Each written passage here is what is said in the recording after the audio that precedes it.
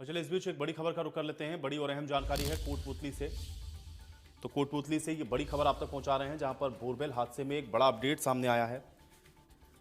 तो कोटपूतली बोरवेल हादसे में ये बड़ा अपडेट, ऑपरेशन चेतना लगातार चल रहा है। अब भूमिगत माइंस एक्सपर्ट को बुलवाया गया है और नीचे पत्थर काटने में चुनौती आ रही है।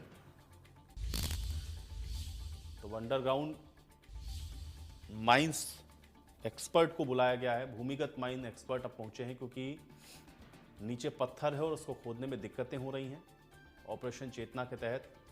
और अब भूमिगत माइन एक्सपर्ट को बुलाया गया है जो कि अब इस मामले में टीम की मदद करेगा।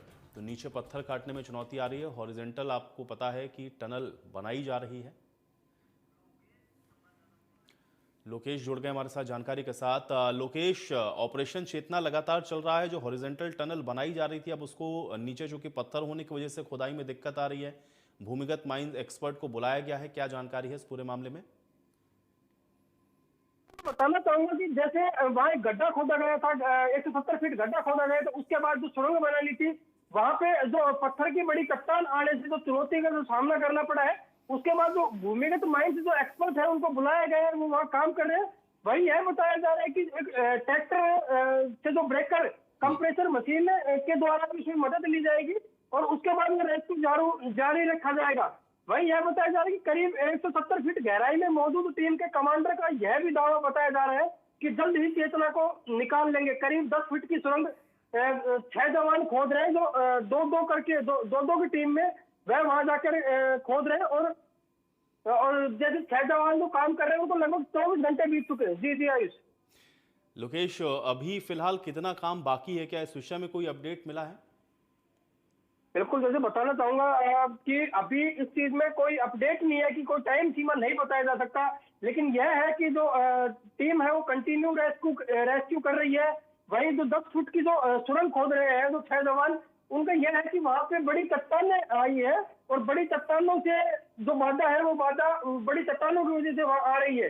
और वहां मौके पे जिला कलेक्टर कल्पना अग्रवाल, कोटपुतली विधायक हंसराज पटेल सहित जो तमाम जो अधिकारी हैं वो भी वहां मौजूद है। जी जी आयुष। लोकेश, अब जो भूमिगत माइंस एक्सपर्ट पहुंचे हैं उनका क्या कहना है, कितना समय लगेगा और क्या ये चट्टान काट करके आगे टनल बनाने का जो काम है वो शुरू हो चुका है? लोकेश, बिल्कुल, जो कार्य है वह कार्य प्रगति पर है, काम शुरू हो चुका है, काम किया जा रहा है। और उनका जो एक्सपर्ट है उनका यही कहना है कि जल्द ही हम चेतना को बाहर निकाल लेंगे। जी लोकेश, क्या कुछ अलग से कुछ इक्विपमेंट्स या मशीनों को और मंगाना पड़ेगा? क्योंकि चट्टान की वजह से अगर दिक्कत आ रही है तो क्या जो मशीन लगाई गई थी खुदाई के लिए वो सफिशियंट है, या इसको लेकर के जो डिस्ट्रिक्ट एडमिनिस्ट्रेशन है या जो लोग लगे हुए हैं, एनडीआरएफ की जो टीम लगी हुई है, उनका क्या वर्जन है? इसको भी अपडेट करें लोकेश।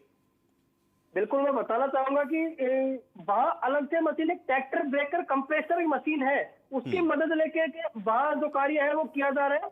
वही अगर हम अधिकारियों की माने तो उनका यह कहना है कि जो अभी कार्य है वह जारी है, रेस्क्यू है वह कंटिन्यू जारी है, उसमें अभी 1 मिनट भी नहीं रोका गया है। और हो सकता है कि हम जल्द ही इस रेस्क्यू में सफलता हासिल कर लेंगे। जी लोकेश, ये जो चट्टान है वो कब मिली और उसके बाद क्या जो माइंस एक्सपर्ट हैं उनको बुलाने का जो फैसला है वो बाद में किया गया, या ये पहले से जानकारी थी कि नीचे पत्थर हो सकते हैं, या इसकी जानकारी नहीं थी?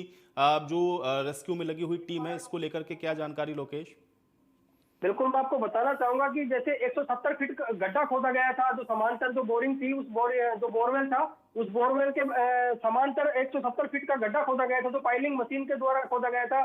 और उसके बाद वहां एक सुरंग बनानी थी, जो 10 फीट की जो सुरंग बनानी थी, वह रेड माइनर्स की जो टीम थी उनको वह सुरंग बनानी थी। उसके बाद वो काम था, वो काम जारी था। उसके कुछ टाइम के बाद ही वहां पे चट्टान जो थी, वो चट्टान उस 170 फीट की गहराई के बाद जो सुरंग बनानी थी बोरवेल की साइड, तो वहां बीच में वो चट्टान सामने आ गई। चट्टान की वजह से उनको परेशानी का सामना करना पड़ा।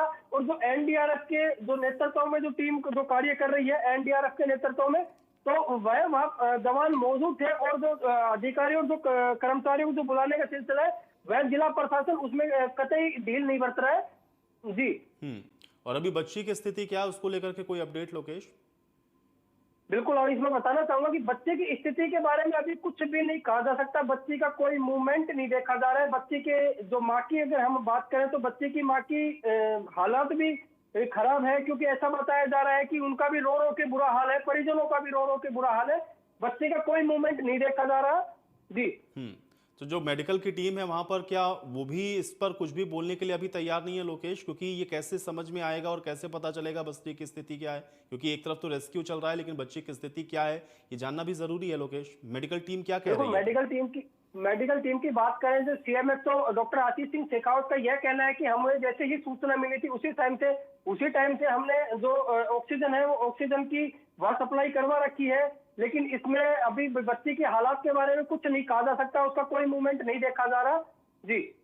लोकेश, और जो परिजन है क्या जो कार्रवाई चल रही है उससे वो भी संतुष्ट हैं, या क्योंकि कल उन्होंने ये आरोप लगाया था कि प्रशासन बहुत धीमी रफ्तार से काम कर रहा है, अभी उनका क्या कुछ कहना लोकेश? नहीं, बिल्कुल आयुष में बताना चाहूंगा कि प्रशासन का यह कहना है कि प्रशासन इससे बिल्कुल भी खुश नहीं बता रहे। वह तो प्रशासन के ऊपर प्रशासन से जो परिजन है वो बिल्कुल भी खुश नहीं बता रहे। वह तो आरोप लगा रहे हैं कि प्रशासन बहुत धीमी गति से कार्य कर रहा है। जैसे अगर हम उसकी जो बच्ची की माँ की बात करें तो बच्ची की माँ ने कल रोते हुए कहा था कि अभी तक इतने दिन हो गए मेरी बच्ची को नहीं निकाला गया है। अगर यह किसी अधिकारी की बच्ची होती, बेटी होती, तो भी क्या वो इसी तरीके से वहां रहती? कम से कम मेरी जो पुकार नहीं सुन रहे हो, या तो कम से कम कन्या के प्रति तो रहम करो, उसकी तो पुकार सुनो, उसकी आत्मा की तो पुकार सुनो, मेरी बच्ची को किसी तरह बाहर निकाल लो। जी लोकेश, लेकिन अभी कोई मोटे तौर पर कुछ बताया गया है कि कितना समय लगेगा? क्योंकि कल से हम लोग देख रहे हैं लगातार, चूंकि प्रशासन एक्टिव हुआ है, आज चूंकि पत्थर मिला इस वजह से माइंस को आगे खोदने में दिक्कत आ रही थी, इसलिए एक्सपर्ट को बुलाया गया। अब कितना समय और लग सकता है इस टनल को बनाने में, कोई इसको लेकर के कोई जानकारी अभी लोकेश? बिल्कुल आयुष, मैं बताना चाहूंगा कि इसमें सबसे बड़ी बाधा तो 2 दिन की बरसात रही। क्यों? जैसे रात को बूंदाबांदी का दौर शुरू हुआ, बूंदाबांदी ने बरसात का रूप ले लिया और वहां बरसात हो रही थी, तो बरसात से जो इस रेस्क्यू में बड़ी परेशानी का सामना करना पड़ा।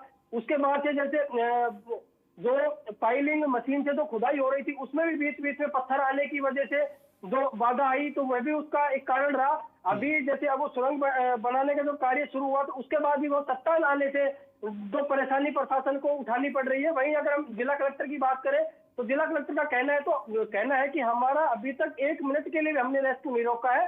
आज 7 दिन हो गए हैं, तो 7 दिन तक हमने 1 मिनट का भी रेस्क्यू नहीं रोका है। जो अधिकारी कर्मचारी वो सभी लगे हुए हैं और 24 घंटे लगे रहते हैं। जी लोकेश, लेकिन आज तो चूंकि पत्थर आने की वजह से अब यहाँ पर जो खुदाई का काम है वो थोड़ी देर के लिए प्रभावित हुआ, फिर एक्सपर्ट भी पहुंचे, लेकिन क्या और जानकारी है?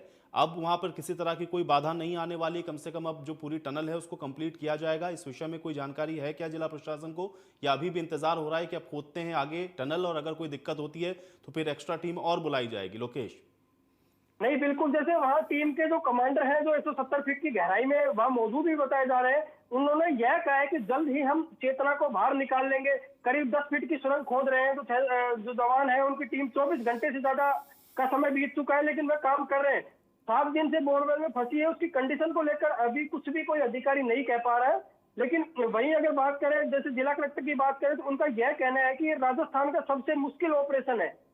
जी चलिए लोकेश, बहुत शुक्रिया इस बातचीत और जानकारी के लिए।